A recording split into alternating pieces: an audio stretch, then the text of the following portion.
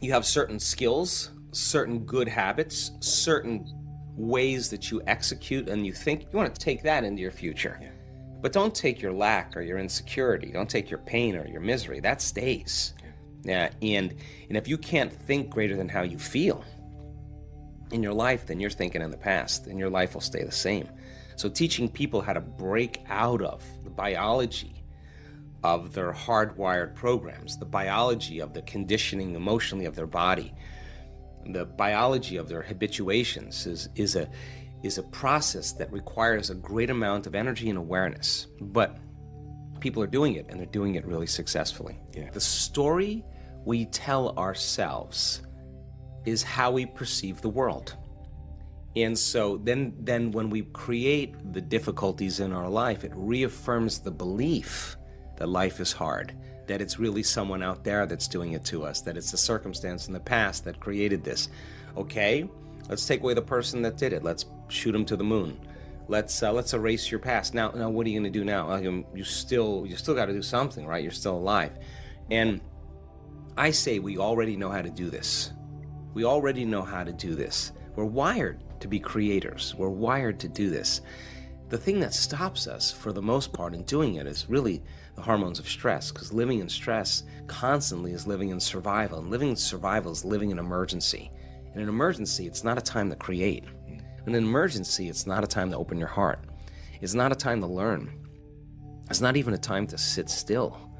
So most people then that are living in stress and living in survival, they can't believe in a future yet because it's not a time to create. So getting people to that point where they make up their mind, and they make up their mind enough to begin to think, there's got to be a better way. There's got to be something else.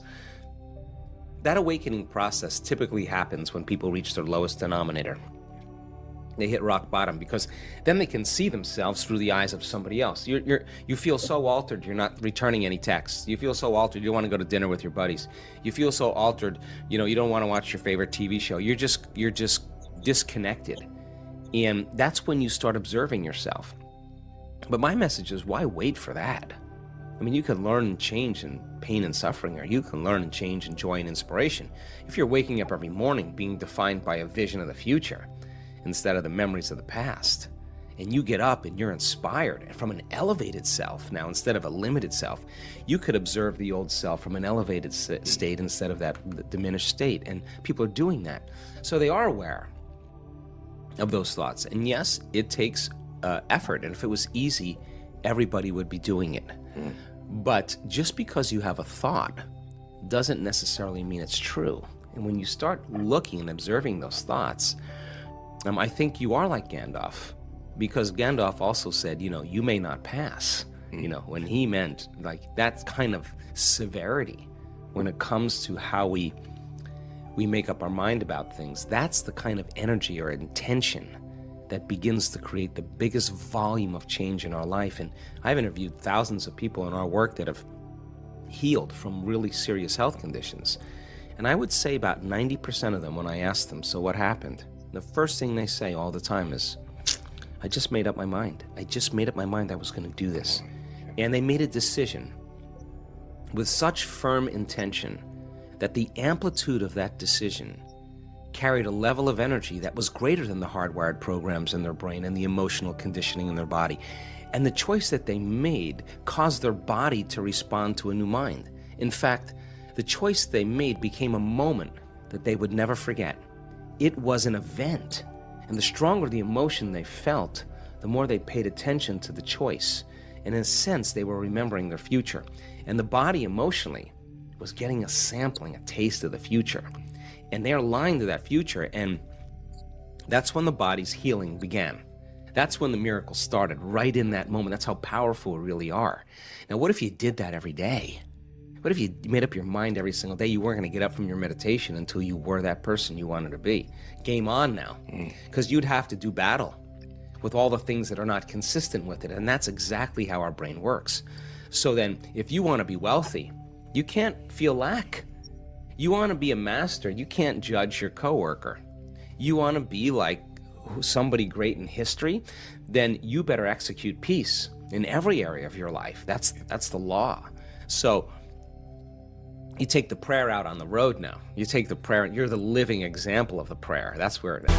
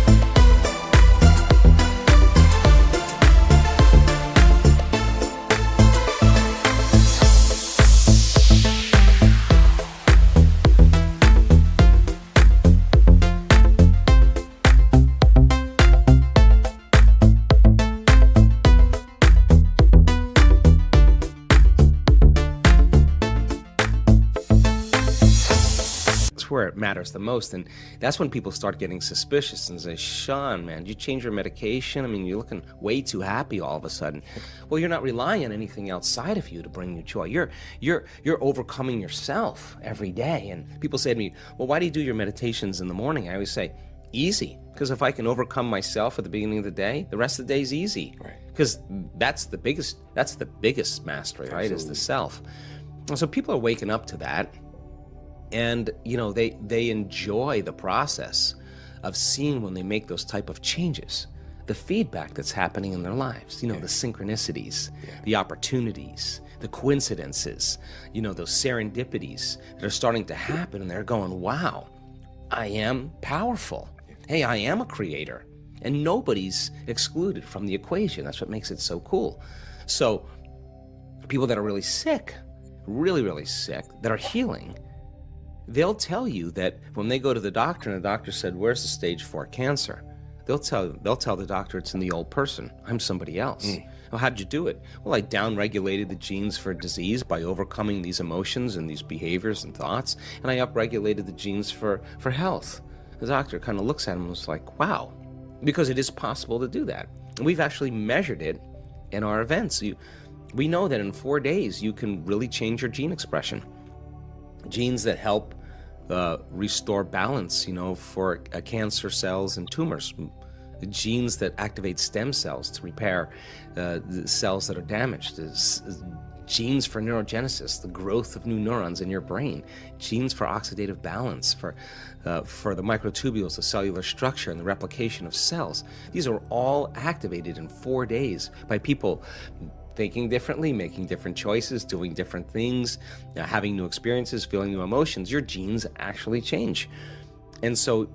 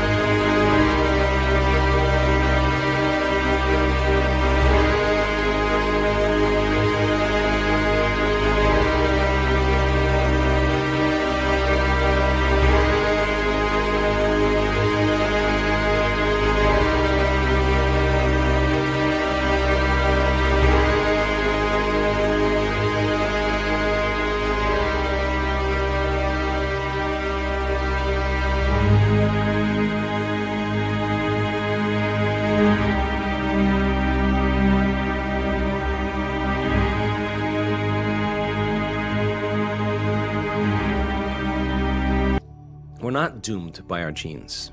We're not hardwired to be a certain way for the rest of our lives. We are marvels of adaptability and change. So then what does it mean to change? Change means then to be greater than your body, greater than the body that has been conditioned emotionally to be the mind, greater than the body habituated into a predictable future, to be greater than the environment, to be greater than the conditions in your life. And if you're not being defined by a vision of the future and you wake up every morning, it makes total sense then when you see the same people and you go to the same places and you do the exact same thing at the exact same time.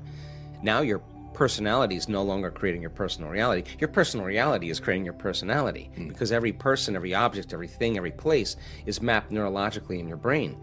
And since you've experienced your boss, since you've experienced your coworker, since you've experienced your ex, the moment you've experienced them at some point, there's an emotion associated with them. So then all of a sudden people wake up and they're not aware of this, but their environment is influencing the way they think and the way they feel. So when things are going good, they feel good. When things are bad, they feel bad, which means they're victims to their environment. Why are you unhappy? Well, this person made me unhappy, which means unconsciously, that person is actually controlling the way I feel and the way I think. Now I'm a victim to that circumstance. So to change then is to be greater than that environment. So then you would have to reprogram the way you'd think and the way you'd feel to no longer return back to the same state of being. Now that's the mastery, because it isn't just having a great meditation and then getting on the freeway and flipping everybody off or judging your coworker. Right. You just return back to the old self. You got to be able to maintain that modified state of mind and body your entire day. And if you can, get ready, because weird things are going to happen in your life. So the person who's starting to try it out in a curious way, like, let's just do the experiment. Let's just see if I change my energy, I change the way I think I feel, is there going to be some effect in my life? When they start seeing that, they're no longer like, oh, I got to go create my, my life today. They're actually excited to do it because they don't want the magic to end. They want to keep it going. Now, that's when it gets kind of cool, because this is when you start believing in yourself. And when you believe in yourself, you believe in possibilities, right? And when you believe in possibilities, you got to believe in yourself. When you stop believing in possibilities, you can't believe in yourself. So people are waking up and going, wow, it doesn't matter your skin color, doesn't matter how rich you are, doesn't matter how healthy you are, it doesn't matter how young you are, how old you are, how in shape, out of shape, not even if you've ever meditated before. It doesn't even matter. It's a formula. And you don't need 40 years of dedication to meditation to get it. You just got to understand the formula.